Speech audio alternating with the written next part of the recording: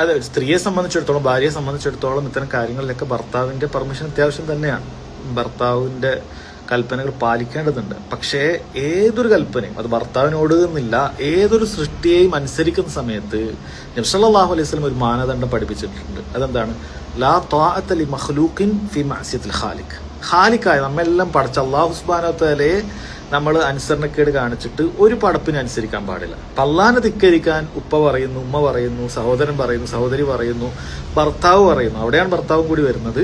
അങ്ങനെ അള്ളാനെ ധിക്കരിക്കാൻ പറയാൻ അല്ലാഹു സുബ്ഹാനഹു വ തആലയ്ക്ക് ഇഷ്ടമല്ലാത്ത രൂപത്തിലുള്ള അലങ്കാര വസ്ത്രങ്ങൾ സ്ത്രീയെ പബ്ലിക്കിൽ ധരിക്കാൻ ഭർത്താവ് പറയാൻ, അല്ലെങ്കിൽ സൗന്ദര്യം കാണിക്കുന്ന രൂപത്തിൽ വസ്ത്രം ധരിക്കാൻ ഭർത്താവ് പറയാൻ.